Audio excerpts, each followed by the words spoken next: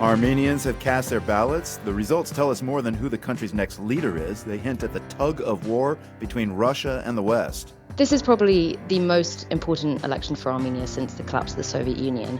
I'm Marco Werman. And I'm Carolyn Beeler. Also on the show, it is not just the Strait of Hormuz. Dangerous waters are the new normal for the shipping industry. Every time we face one of these threats, we have to change the security protocols and the mitigation measures that are put in place. An old tradition of friendship between Germans and Americans is being put to the test. Plus, a fishing festival in Kashmir is a rite of spring. It's a tradition that's brought people together for centuries. That's all ahead today here on The World. This is The World. I'm Carolyn Beeler. And I'm Marco Werman. Thank you for coming along this Monday. We begin in Armenia. An election over the weekend put the country's pro-European Union prime minister back in power for another term. Nikol Pashinyan clinched the election after promising to deepen Armenia's ties with the West. He also pledged to prioritize a peace deal with Azerbaijan to bring a decades-long conflict to an end.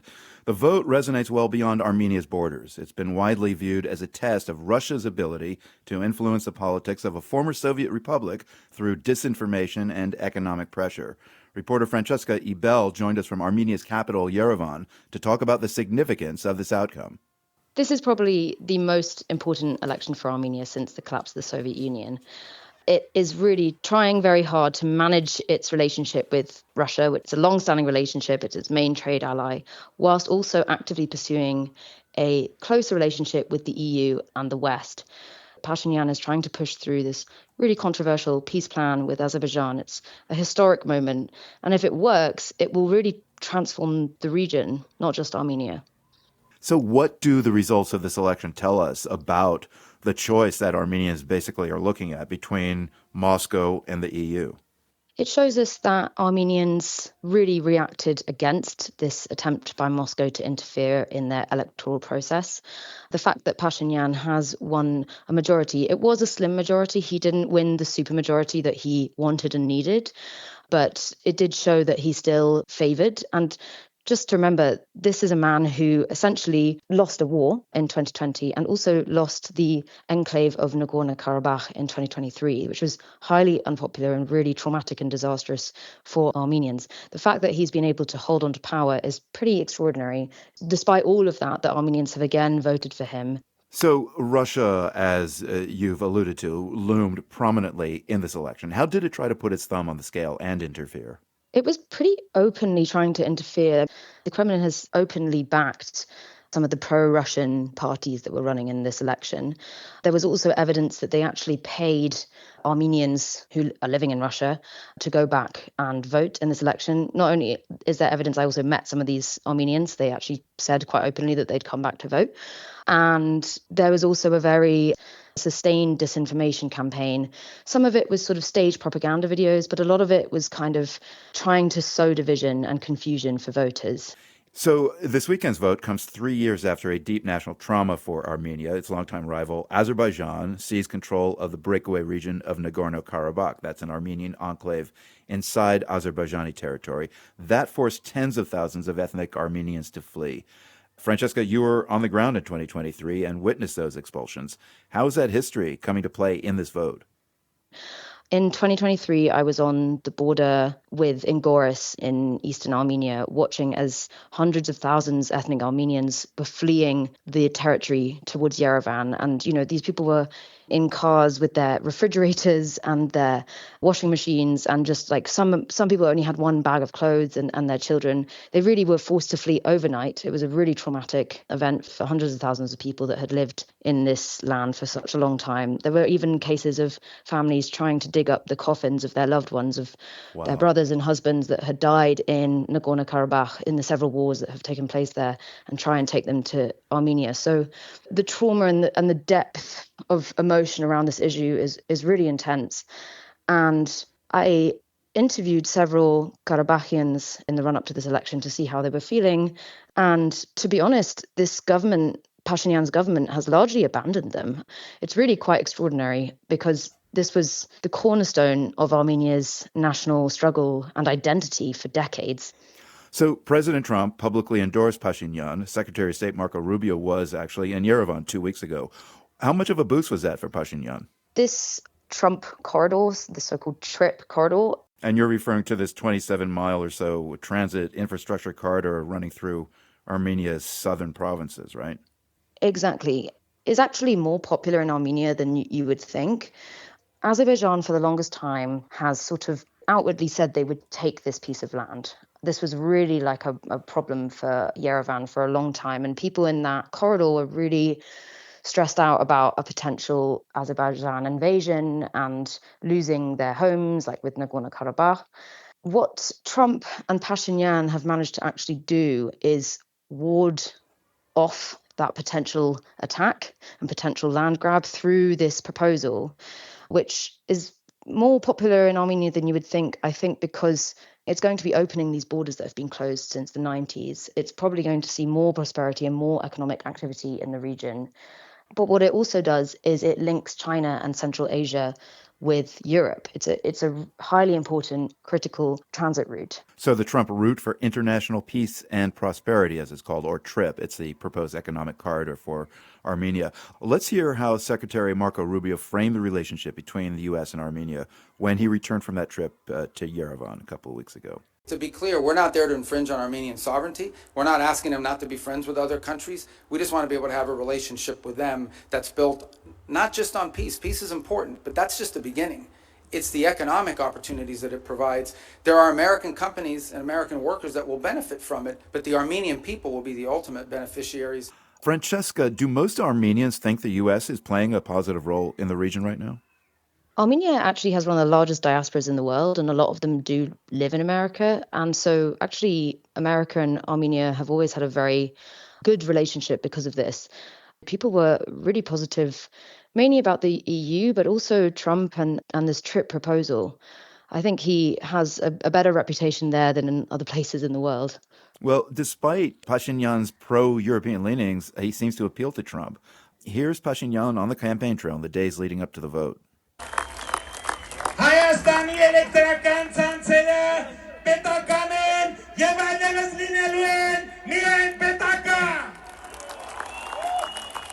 So Pashinyan there on the campaign trail before the vote and whipping up the crowd. He comes across as a bit of a populist firebrand and pro-West. How is that? How does he kind of square that circle? Yes, he's on the one hand a populist, but has this democratic mandate. He does have a lot of support. But observers have also warned that Armenia has recently experienced a democratic backsliding. In the run-up to the election, the government was actually arresting several opposition candidates and activists. Some of these cases seem to be valid. They're sort of charging them with corruption and financial crimes. But as I spoke with some analysts, they said they're definitely politically motivated, and the timing of these arrests is certainly undemocratic. So we have an election result now, but has it truly settled the question of Armenia's future, or is the Moscow versus the EU orientation tension far from over? I think it's far from over. I think Armenia is really at a critical crossroads, and it will be really interesting to see how Pashinyan manages this next term. Reporter Francesca Ibel in Yerevan, Armenia.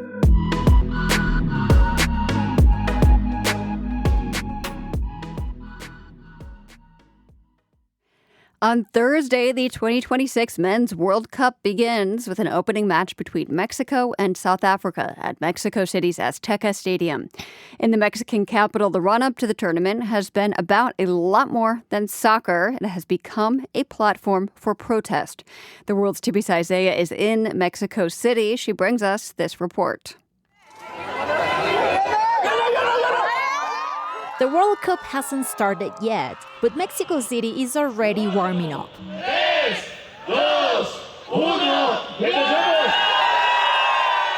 On Saturday, thousands of people packed the large avenue Paseo de la Reforma in Mexico's green soccer jersey.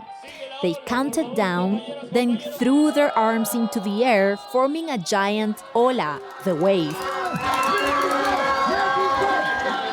And they broke a Guinness record for the largest outdoor wave.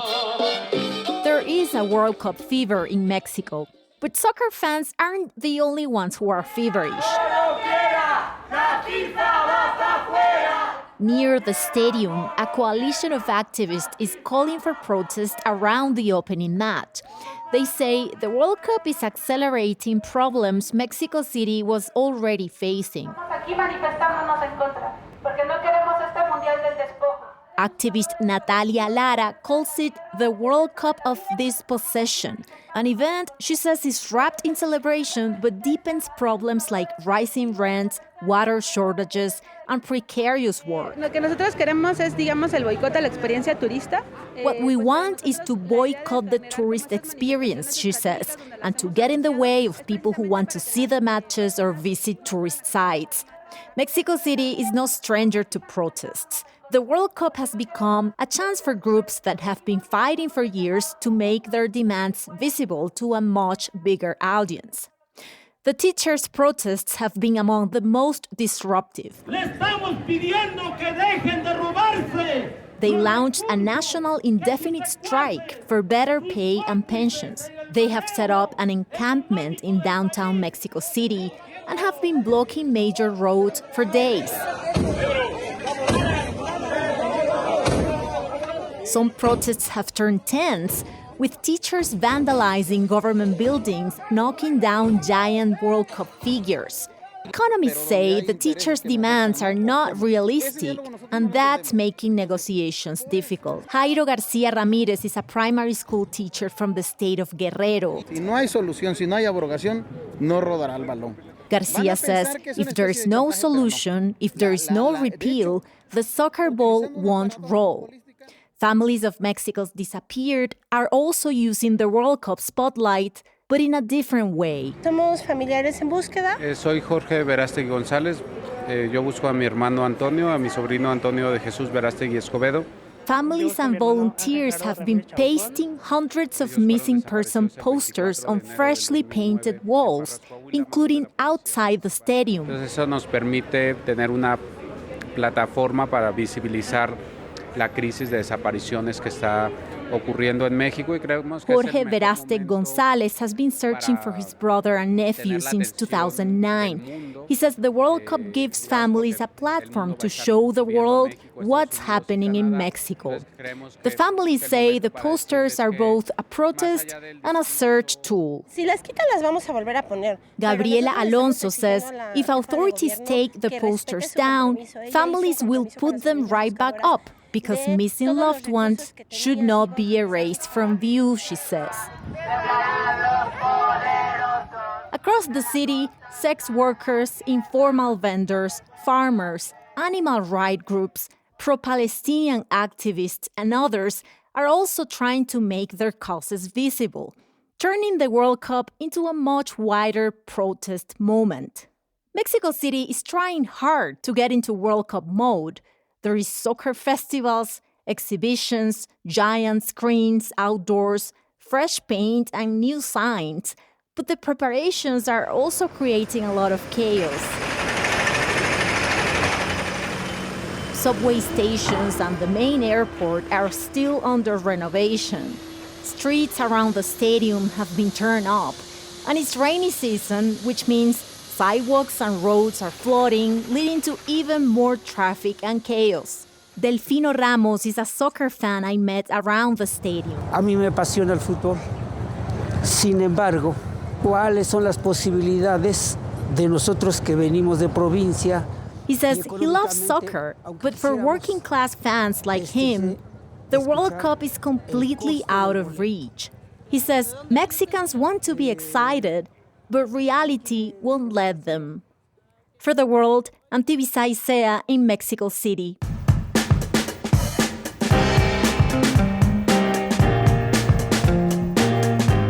You're listening to The World.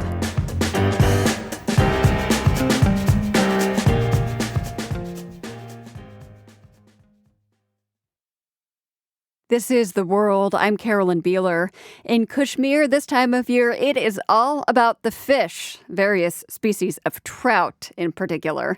There's an annual festival devoted to snow trout where children and adults flock to a specific spring to catch the fish in wicker baskets. Fish are also turning into big business in the region with a 300% increase in trout production over the past decade. From Panzit village in Kashmir, Saeed Shahryar reports. Wicker baskets slung over their shoulders and carrying small nets and bags tied to their chests. Hundreds of villagers walk towards the source of the freshwater spring in South Kashmir's Panzit village.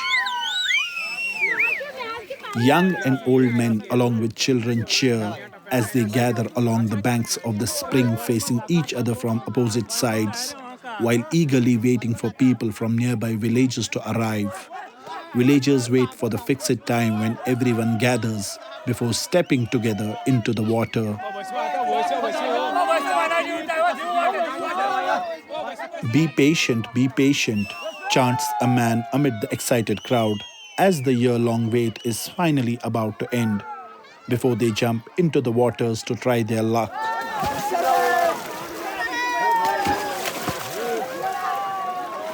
The centuries-old fish festival continues to bring together villagers once every year when communities fix a day in the month of May to step into the spring and catch fish. But also locals say the main purpose of the tradition is to clean and preserve the freshwater source by removing silt, weeds and other waste that accumulate throughout the year. The spring supplies water to dozens of nearby villages for drinking and agriculture. As villagers push through thick waterweeds searching for fish with wicker baskets, Shabir Ahmed Naik, half submerged in the spring while trying to make a good catch, says the festival is also the community's way of cleaning and preserving the water source. Mohammad Rafiq Wani, one of the villagers taking part in the festival, says for him missing the gathering is simply not an option. The fish here are very famous. You can see how many people have come here. We consider this day a confirmed celebration. Even if we have to earn a lot of money elsewhere, we would leave that work behind. But we will come here. We have left all our work, but we have come here anyway.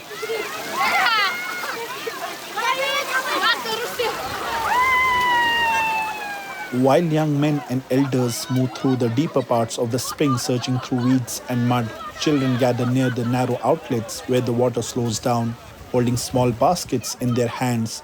They wait along the shallow edges, hoping to catch fish, carried by the flowing stream. The spring is home to snow trout, a fish locally prized for its taste and found in Kashmir's streams.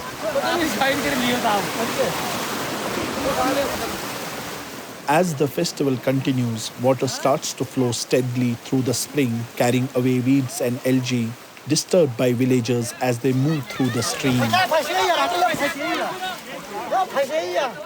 In the middle of the rushing water and shouting crowds, a villager lifts his basket and shouts, "I caught it today. Today it's my day," marking a moment of joy as the festival slowly winds down. Families gather along the banks of the spring to witness the festival, watching villagers move through the water. Children call out from the sidelines, asking for small fish to collect in the plastic bags to take home. Actually, it's sort of a festival for us, for women, for children. We just take it as a celebration and a part of moral responsibility for the village to take one day during the year for the preservation, for conservation of our water bodies. We must take one day during the year for the preservation, for conservation of our water bodies, says Ashik Hussain Rathar. As the villagers begin walking back home, their feet stained with mud and shoes soaked with water, many carry home the day's catch before returning once again next year. While the fish festival in Panzit village goes back hundreds of years, there is a new and growing way Kashmiris are finding trout. In Srinagar's Dara area, at the foothills of the mountains, cold fresh water flowing down from the hills is diverted through a home-based trout farm called Trout Spot. At the farm, Shabir Ahmed helps his family during the mornings and evenings with the daily work of raising trout, alongside other family members. As he prepares the evening feed, fish begins splashing through the raceways. Ahmed says Kashmir has long been a place where trout is prized. This trout fish was bought from the UK by a foreigner named Mitchell. It was first introduced in the Dachigam area. Later, due to flooding, its seeds spread from there. Trout was reintroduced again, and the foundation of trout culture in Kashmir was established in the 19th century. Shabir Ahmed says trout farming in Kashmir has expanded steadily over the past decade.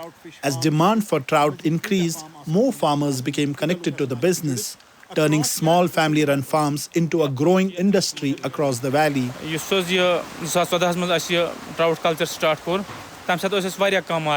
When we started this trout culture in 2014, the market was very small.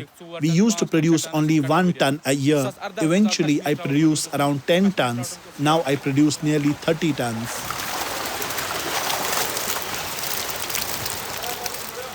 The trout farm isn't as colorful as the Panzat village festival, but it's a much easier way to put trout on the dinner table. For the World, I am Said Shahryar, Panzat village, Kashmir. This is The World. I'm Marco Werman. In Spain, an outbreak of African swine flu is proving hard to contain 6 months after it first appeared among wild boar. As a result, one of Spain's biggest and most popular nature reserves near Barcelona has been off limits to the public, and that's testing their patience. This weekend, hundreds of protesters hiked right into the woods. The World's Jerry Haddon tagged along. The crowd sets out early Sunday along a dirt path, ducking police tape meant to keep them out. Don't break the tape, someone yells. Go under it. So they do. Some stoop, some do the limbo. This is a peaceful march, says organizer Cristina Alier. We don't want any problems. But the authorities need to realize that enough is enough, she says. We've been locked out of the park for 6 long months. In a normal year, the Collserola Park, all 20,000 acres, sees several million visitors, from tourists to hikers and bikers, and daily dog walkers like Alier. The park knows all my sorrows, she says, my joys. I come to connect to nature, to listen to the trees and the birds. Health officials have severed that connection indefinitely. The worry is that people could inadvertently track the virus out on their sneakers or bike tires, and that it could end up on nearby pig farms worth billions of dollars. If that happens, owners would be forced to cull their livestock. So the plan is kill the boar to save the pigs. Some don't like that logic. As the marchers wind up the fire road through the trees, a little girl named Maria sings, Hola, hola, hola, open Collserola. The animals here are our friends, including the wild boar, says her father, Javier Bermejo. Hunters have culled around 2,000 of them to stop the swine flu spread.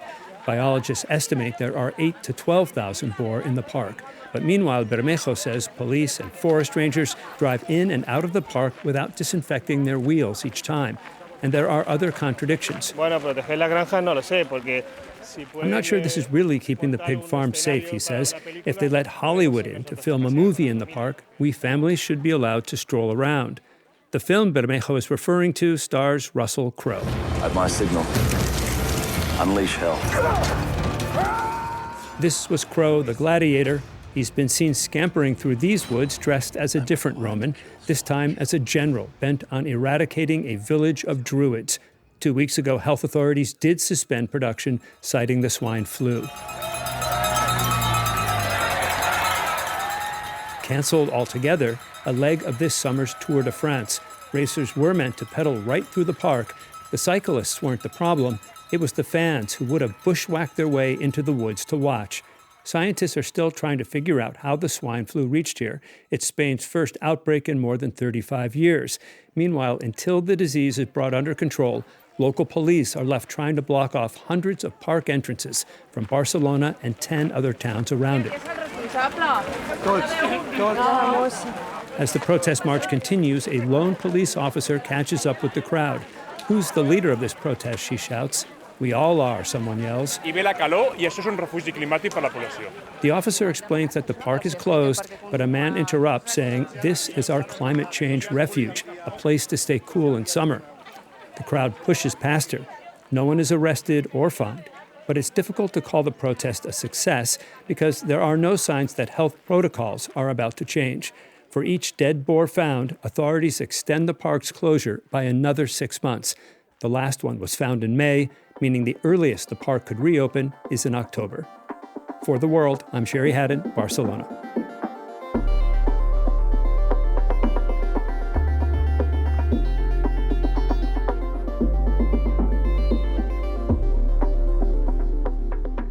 There is never enough time in our program to get to all of the global news, so here are a few headlines we don't want you to miss. First, elections in Peru. Yesterday was a runoff between two controversial candidates who emerged from a crowded field in the previous round of voting. One, Keiko Fujimori, the daughter of a notorious past leader. She has promised to crack down on crime, a big concern for voters. The other, Roberto Sanchez, is a congressman promising major economic reforms aimed at reducing inequality, also heavy on voters' minds. We brought you that story on Friday. As of today, results are too close to call. So close that a vote recount is likely. And that could take weeks. The winner will be Peru's 9th leader in 10 years. Also, a powerful earthquake struck the southern Philippines this morning. It collapsed buildings, killed at least 35 people, and triggered a tsunami. The Philippines is often hit by earthquakes and volcanic eruptions. It sits on the Ring of Fire, a hemispheric arc of seismic faults on the edge of the Pacific Ocean that triggers a lot of tectonic activity. And in Madrid, a visit from Pope Leo had people flocking yesterday, first to church, then into the streets for a big party. He presided over a mass attended by more than 1 million people.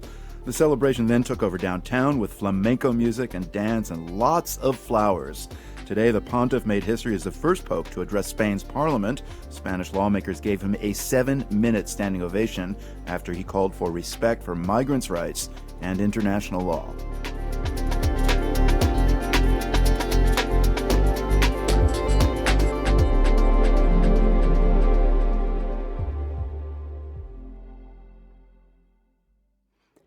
What's happening with the Strait of Hormuz has been top of mind since U.S. and Israeli attacks prompted Iran to cut off access to the strait.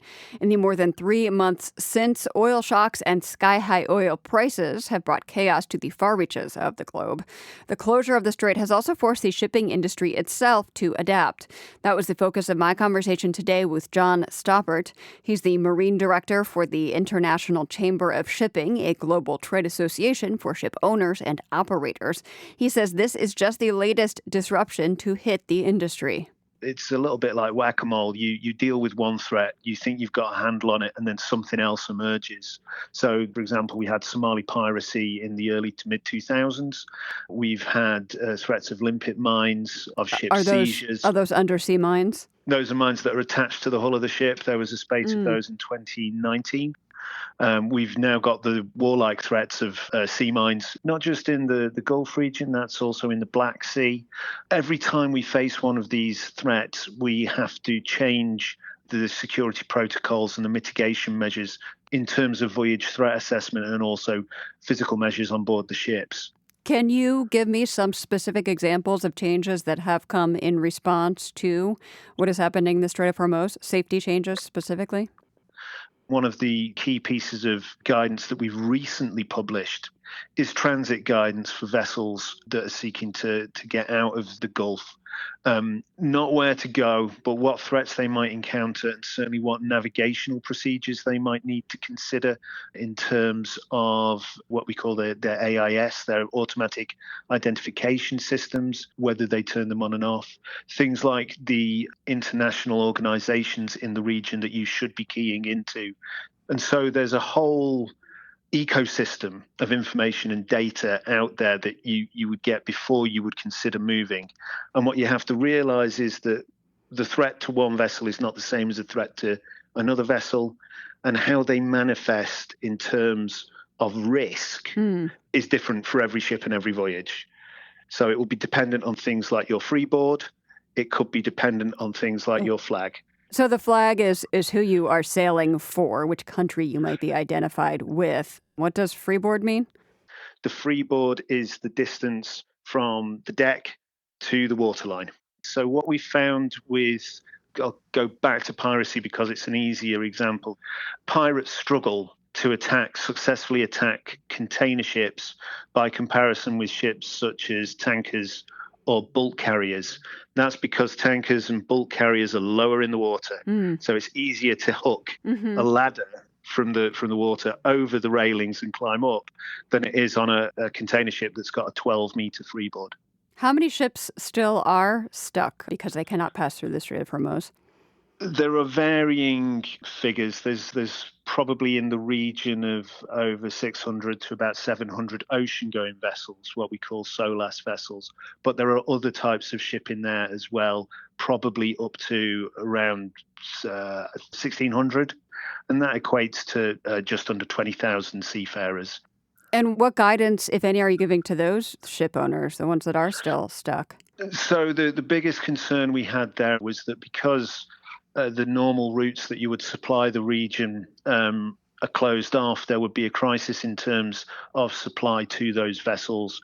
That means supply of water, supply of food, supply of medicines.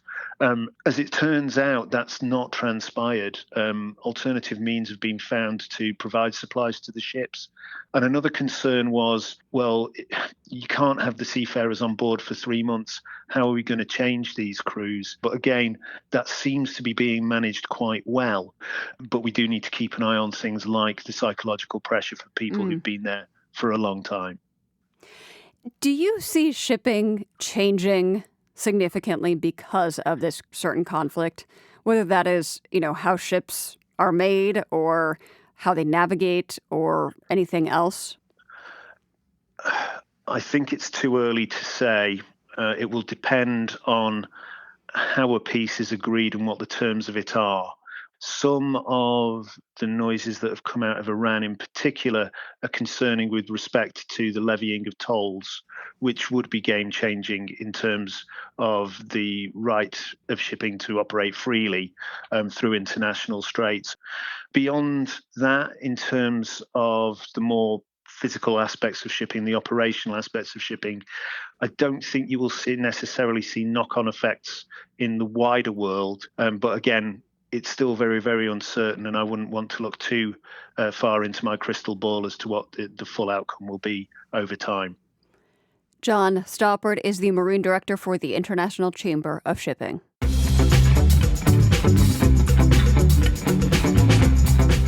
And you're listening to The World.